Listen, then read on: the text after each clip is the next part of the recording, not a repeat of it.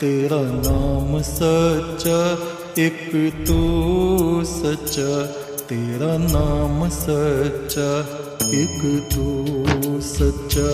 तेरा नाम सच्चा, एक तू सच्चा।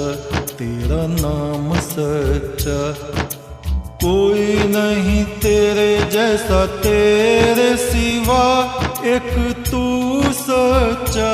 तेरा नाम सच्चा, सब जगह तेरी रोशनी का दरिया, एक तू सच्चा। तेरा नाम सच्चा, सब बीमार तू बीमारों की दवा, एक तू सच्चा। तेरा नाम सच्चा, बेहतर है बहस से जिक्र तेरा, एक तू सच्चा। तेरा नाम सच्चा, ये मेरा जिस्म है महल तेरा, जहाँ रात दिन चमके नूर तेरा। इस नूर का तवाफ करे सातों आसमां, हर फरिश्ता नूर में करे सजदा, एक तू सच्चा। तेरा नाम सच्चा, एक तू सच्चा। तेरा नाम सच्चा। सुबह हो गई, हमें पता ही नहीं चला कब सुबह हुई। मेरी माँ सबसे पहले उठी और देखा मैं वहां बैठा हूं। उसने मेरे पिता को भी उठाया, उन दोनों ने मुझको जगाया। कहा, बेटे तू यहां कैसे बैठा है? मैंने कहा, मैं आपके लिए दूध लाया था, आप सो गए थे। मैंने जगाना ठीक नहीं समझा कि जब उठेंगे तब खुद पिला दूंगा। मेरी माता ने मुझे अपने आंचल में भर लिया, मेरे सर पे हाथ फेरती हुई बोली, हे भगवान, हे परमात्मा, तू सबको मेरे जैसा पुत्र देना। हे भगवान, इस मेरे बच्चे पर कभी कोई मुसीबत ना आवे। अगर कोई परेशानी में ये पड़ जावे तो इसके संकटों को दूर करना। उस व्यक्ति ने कहा, हे मेरे साथियों, यदि तुम मेरे इस कार्य को अच्छा समझते हो तो मैं परमात्मा से प्रार्थना करता हूं, ए जमीन और आसमान के बनाने वाले, तू हमें बख्श दे, हमारी बुराइयों को माफ कर दे। आगे से जीवन में हम अच्छे काम करेंगे तो हमें जीवन दान दे दे। फिर से बिजली कड़की, वो चट्टान हिली और हिल के थोड़ी पीछे हट गई। आकाश उसमें से चमकने लगा, किंतु वो रास्ता इतना कम था कि उसमें को एक भी आदमी निकल नहीं सकता था। थोड़ा उजाला गुफा के अंदर आने लगा, उनको कुछ उम्मीद बंध गई। अब उन्होंने दूसरे से कहा, तुम अपने जीवन का कोई वृतांत बताओ। उसने कहा, आप देख रहे हो मैं एक नवयुवक हूं और मैं कोई धर्मात्मा महात्मा सन्यासी तो हूं नहीं। मुझको प्रार्थना करनी नहीं आती, पूजा करनी नहीं आती, मेरा मंदिर आदि जाने में भी कोई विश्वास नहीं है। एक बार हमारे घर में सभी सदस्य करीब के गांव में शादी में गए हुए थे। घर में मैं बिल्कुल अकेला था।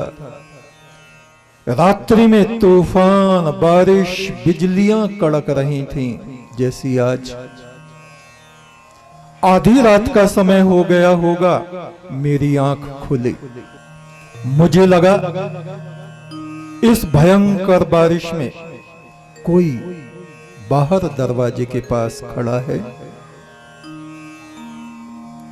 मैं धीरे से गया, दरवाजा खोला, देखा एक स्वर्ग जैसी अप्सरा, अति सुंदर स्त्री, आभूषणों से, जेवरों से लदी हुई, सोने चांदी के जेवर पहने, किसी देवी के समान सुसज्जित, किंतु वर्षा में भीगती हुई बाहर ठंड से कांप रही थी।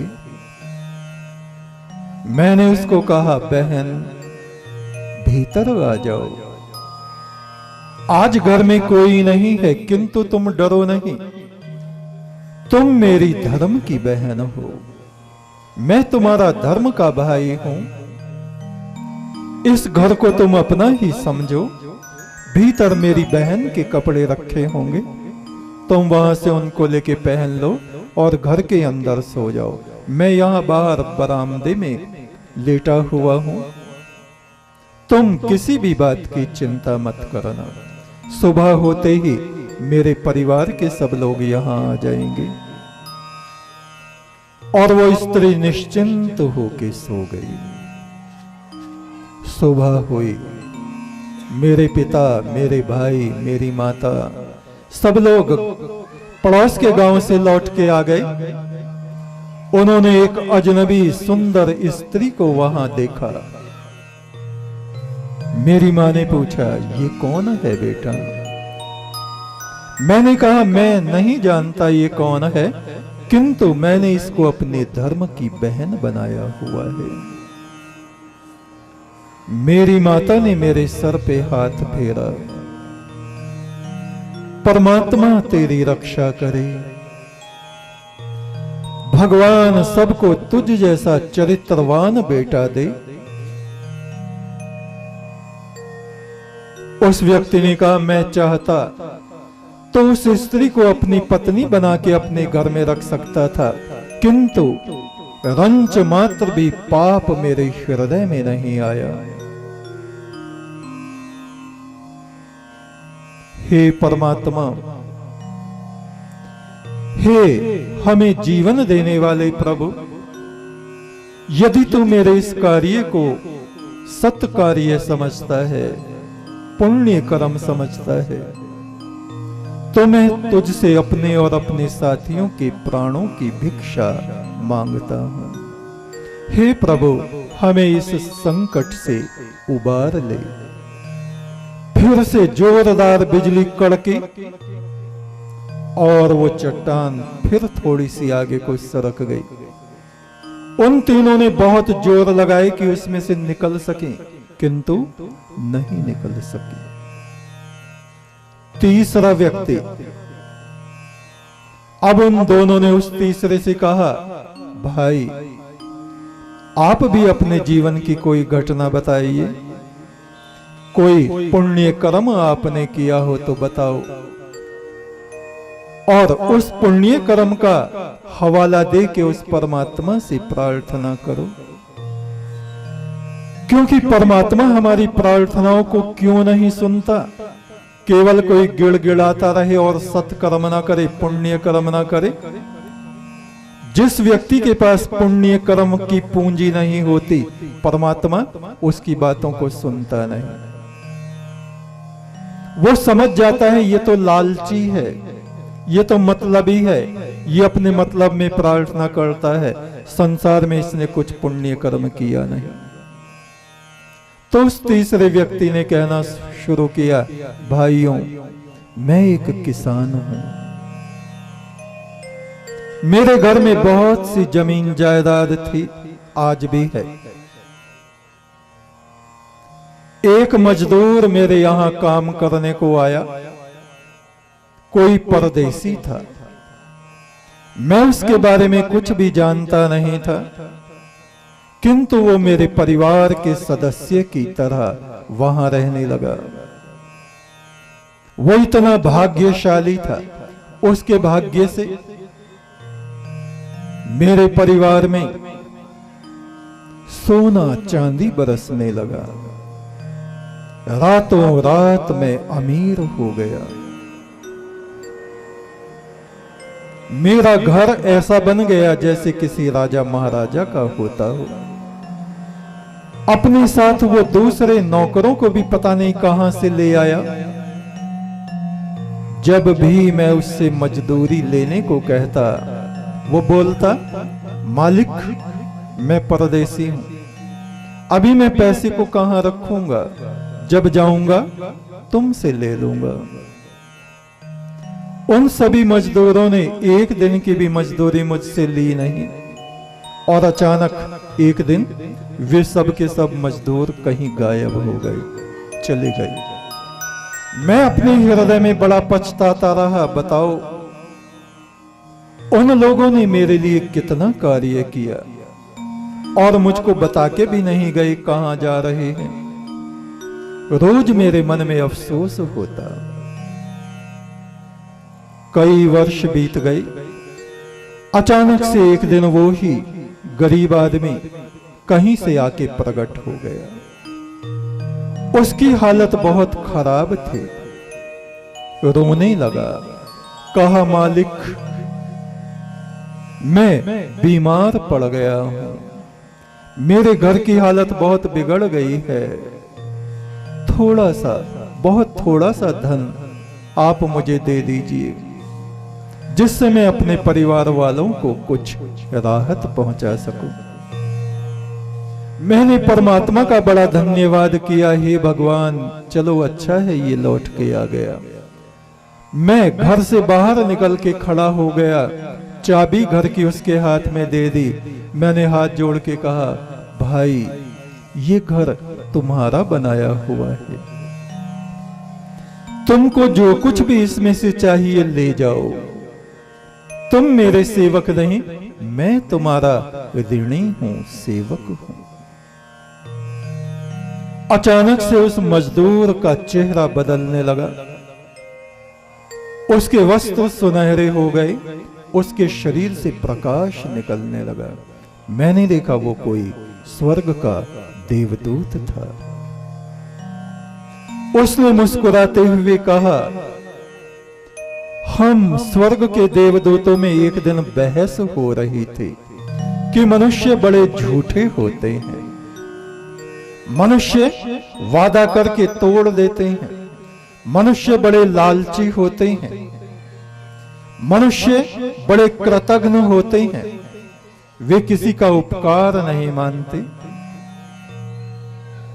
मैं उन देवदूतों का विरोध कर रहा था कि भाई हर आदमी एक सा नहीं होता।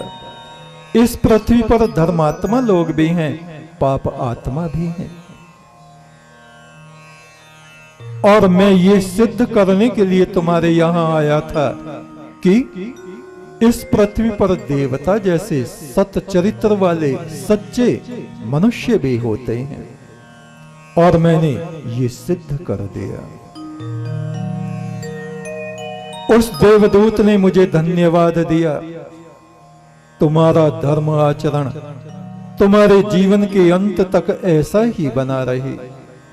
मैं परमात्मा से प्रार्थना करता हूं तुम्हारे जीवन में कभी कोई संकट ना आवे। यदि संकट आवे तो वो जो पार ब्रह्म परमात्मा है, जमीन आसमान का मालिक है, तुम्हारी मुसीबतों को वो दूर कर दे। उस व्यक्ति ने कहा, हे मेरे साथियों, मैं कोई महात्मा नहीं, सिद्ध नहीं, पवित्र आत्मा भी मैं नहीं, मैं बुरे से बुरा इंसान हूं। अपनी कमियां खुद को पता होती हैं। वो तो देवदूत था, फरिश्ता था, उसको सब में ईश्वर का प्रकाश दिखाई देता था। किंतु हम मनुष्य बहुत लालची, बहुत गिरे हुए, बहुत बुरे इंसान हैं। हे परमात्मा, तो हमारी बुराइयों को अपने ध्यान में मत ला। प्रभु मेरे अवगुण चित न धरो, समदर्शी प्रभु नाम तुम्हारो, अब के पार करो। एक लोहा पूजा में राखत, एक घर बधिक पड़ो। एक लोहा वो है जो पूजा की थाली में रखते हैं, एक लोहा वो है कसाई के घर में जो मांस काटने के काम आता है। पारस पथरी से दोनों को छुआओ, पारस किसी में भेद नहीं करता, वो दोनों को ही स्वर्ण बना देता है। एक लोहा पूजा में राखत, एक घर बधिक परो, पारस ये दुविधा नहीं जानत, कंचन करत खरो, प्रभु मेरे अवगुण चित न धरो। एक नदिया एक नार कहावत, मैला नीर भरो, दो बरन जब एक मिल भये, सुर सरी नाम परो। गंगा उसका नाम पड़ गया। जीव ब्रह्म एक तत्व कहावत, सूर श्याम झगड़ो, अब की बार मुझे पार उतारो, नहीं तुम्हारा प्रण जाता है टरो। तुम्हारा प्रण जो है नष्ट हो जाएगा, प्रभु मेरे अवगुण चित न धरो। ऐसी प्रार्थना उस व्यक्ति ने की और आकाश में बिजली कड़की और ठीक उस चट्टान के ऊपर आके गिरी। वो चट्टान खंड खंड में बिखर के नीचे घाटियों में बिखर गई। इस प्रकार उन तीनों के प्राण बच गए। उन तीनों ने आपस में एक विचार किया, देखो हम अपने अपने घर जाएंगे और अपने परिवारजनों का धन्यवाद करके उनसे अनुमति लेके वापस इसी गुफा में आएंगे और जीवन भर हम सन्यास धर्म का पालन करेंगे। उस परमात्मा की स्तुति आराधना में अपने जीवन को व्यतीत करेंगे।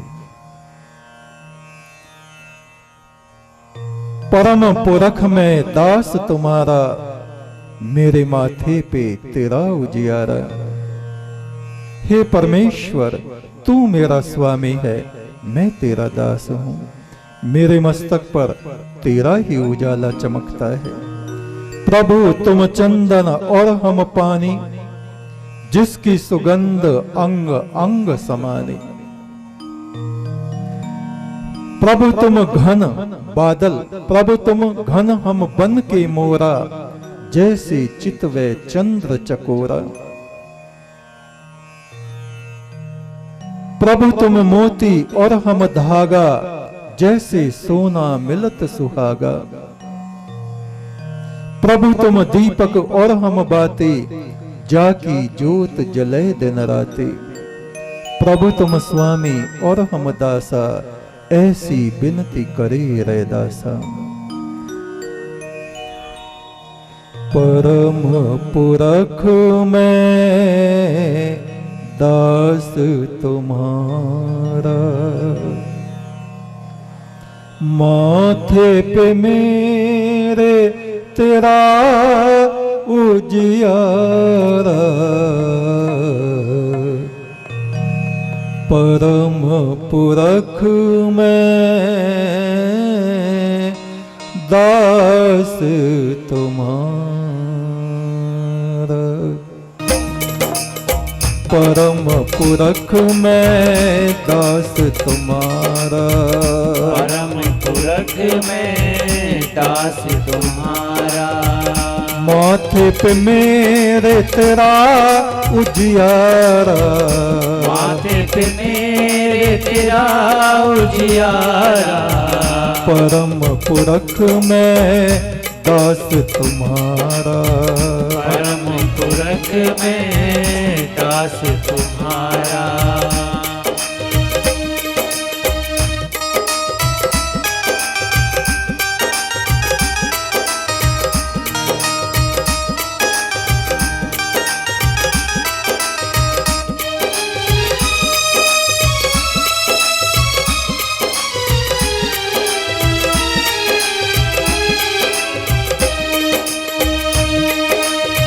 किताबों के पढ़ने से क्या मिलेगा, मन के भटकाने से क्या मिलेगा।